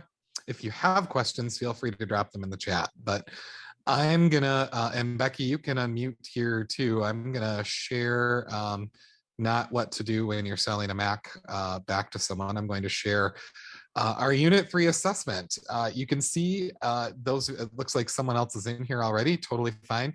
You can see we've got 6 slides for this one, but grand total this time of 20 questions. So this unit is just a little bit longer than the previous 2 put together. Still not a full 6 week. The rest of them are 6 weeks on. So this one has more questions. And we start off with several questions here that allow for use of this passage. So I stole this question particularly from the past written materials, the PASST Performance Assessments of Social Studies Thinking. And we wanted to make sure that if we're going to make kids read something on this test, that we're not just, one slide and done. So this very first one is an opportunity for them to read and use both the passage and their applied knowledge of things from this particular unit to basically say, okay, was this just true of cuneiform? Was this true of hieroglyphics? Or was this true of both of them? So for each of these, again, we made the background to the passage and the things the kids can't manipulate. They can just click on each one of these lines and type in a C, an H, or a B, depending on which one they so desire. And then in a follow-up, they can use this passage from the previous one on question number 6, which is basically asking them to tell us what they've learned about the development and the importance of written language in the early civilizations. We then move over to another matching style question where, again, everything on this list is, or everything on here except what they can move is locked in place for them. So, they'll be dragging for questions 7, 8, 9, 10, 11. They'll be dragging these markers to the appropriate slot on the map. We talk about these as being activator or diagnostic style questions because the next question in the vein is going to take it to the next level. And if a kid gives you a really outlandish answer, you can kind of go back and go, oh, well, that's why they thought the Indus River was in Africa. So this is kind of a diagnostic question. It's a little bit easier than the follow-up here, but we then ask them to think about one of the river civilizations that they've studied. Remember, we've got this jigsaw activity in lesson 1. So this is really hearkening back to that. And it can be the one that they studied for their part of the jigsaw, or it can be one that their classmates studied. But either way, identify that civilization and then explain the importance of the river system to the development of the civilization. Becky, if you want to jump in here, we talked a lot in reviewing this particular question about what we would expect commonly across the board, no matter what river system they chose, but then there would be, some intricacies depending on the system itself. Am I missing anything from that conversation, Becky? No, no, I think it came about when we were kind of tweaking or trying to polish the wording of it. And that's when that whole conversation came forward. But I think you nailed it. All right. Following that one, we're moving into sort of a test of the conditions and connections piece of this particular unit. This is again, items 13 through 18. They will drag these markers into one of the two places based off of whether it is a condition or a connection. And not all of these appear on the conditions connection slide. So, it's not just recall, it's really getting them to, actually, I don't think most of these are on the 7th grade slide. I may have stolen them from other grade levels, but it's really, okay, is wildlife really a condition or a connection? And then we move into, for the final two questions, which of the following best describes how trade is an important geographic connection? And with this one, they've got an X that they can move, and they will move it to whatever box they deem necessary for this one. But that is where we go with question 19. Then the final question, we've got this kind of summary. We'd expect a little bit more writing from them on this one. The people of a civilization are looking to build a permanent settlement next to a river.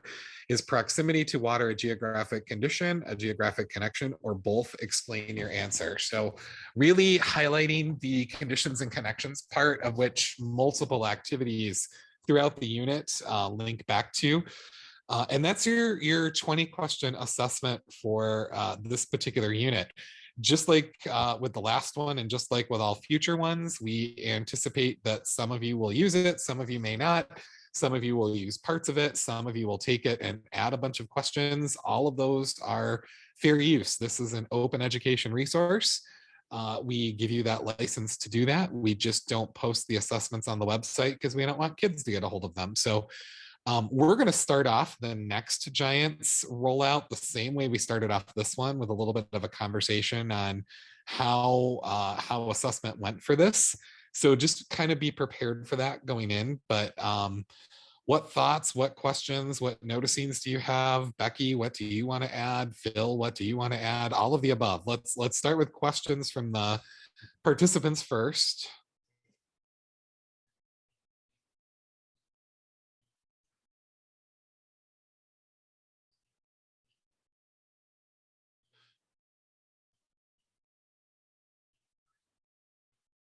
Hearing none.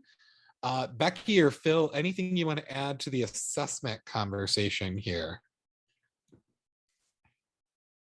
Not so much the assessment conversation, because I think that, the feedback that we receive next time around will be great.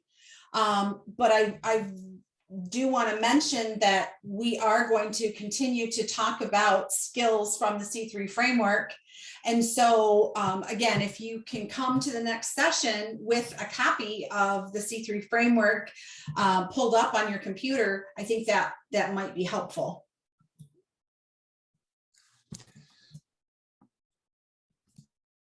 And loyal listeners, a place you can find it very easily is on the Giants main page. If you are in 7th grade, you can click on the home button, and right underneath our beautiful new slider that replaces the image of Dr. Gershmel that he has wanted off of the website for years. So right underneath that beautiful slider, you can see we've got a direct link out to the Michigan Open Book Project. We've got a direct link to the C3 framework. And oh, Becky, we were just talking about this the other day. We've got a direct link to the themes of history if you are so inclined to go down that particular rabbit hole. So I've noticed Phil is unmuted. Phil, what would you like to add? Yeah, like all of these here, if you think of another idea for an interactive assessment, you could try emailing us as soon as you think of it, and we might be able to get it up in time for you to use it. One that occurred to me was an assessment that tried to relate some of the military activity, which is such a prominent part of a lot of textbooks, why the Battle of Thermopylae happened where it did. What was the role of Caesar crossing the Rubicon? All of these questions. and they tend to fit in with these other activities about the changing technology and the population growth in particular areas, and why a particular invention allowed a particular part of the world to suddenly become more important, not just politically, but militarily, economically, socially, culturally. Also, Becky mentioned the Silk Road. If people play the game that I was describing a little bit earlier, the Silk Road will emerge out of that game, because the people along there, each one of them, have to trade with some of their neighbors for particular products. That's how the Silk Road emerged. Somebody from China didn't say, oh, I want to trade something with Europe. The people in China were trading for horses that came from the middle of Central Asia. And the horse traders were trading with the Mesopotamian people in order to get certain kinds of weapons. And the Mesopotamian people were trading with the Syrians in order to get glass. And the people from Syria were trading with the Romans in order to trade glass for weapons. In other words, these trade networks emerged from the bottom up, not from the top down. And like Becky pointed out, they then became pathways for cultural exchange and for military conquest. So to figure out why particular empires grew at particular times in history, it helps to do that. Our problem is we haven't thought of good assessments for that. And we'd like your suggestions. That if you do play this game, you did it for a purpose. And that purpose might be different than some of the ways that I described it, because the game is different from the way it was in the sources from where we stole it. So we are looking to you, if you do implement these things, how did you set it up? What kind of assessment did you use? What kind of ahas did your students have? 7th grade Giants is a lot earlier in its development pathway than 6th grade is. 6th grade Giants is in its 5th year of progress. So they've had plenty of time to go through multiple iterations of these assessments.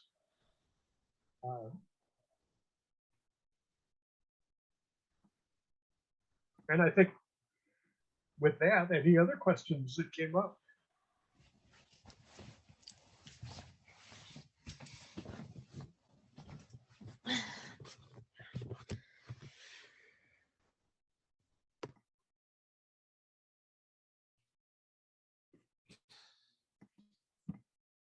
Okay, well, I'm on my 3rd deep breath.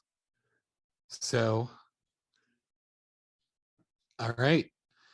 Hearing none, for anyone at the Michigan Department of Education who may be viewing this right now, it is in fact 7:30 when our sketch form, officially ends for the evening. So what I'd like you all to do is type your name into the chat. We're going to pull the Zoom logs just like we did last time, but just in case, just type your name in the chat. It's a good backup. And then I'll download the chat. And it's my goal to have this video file up tomorrow for anyone who wasn't here tonight. But just as a rule of thumb, guys, if for some reason you have to miss one of these, don't worry. It's my goal to get them up within 24 to 48 hours after a session. So I don't think there's a lot of editing to be done, except for that time when Phil was in the breakout rooms at the beginning and Becky and I were gossiping about him. But other than that, I should be able to get it up over the next day or two, and it'll appear on the website and on our Giants YouTube channel. So with that, Phil and Becky, I need you guys to stay on the line, but everyone else, have a great rest of the week. We're back together in mid-December. So everyone bring your ugliest Christmas sweater to the mix. And I assure you, I will be wearing an ugly Christmas sweater that evening. So don't make me be the only one. And yeah, we will see you back here in a little bit. Have a great Thanksgiving, and we'll see you in December.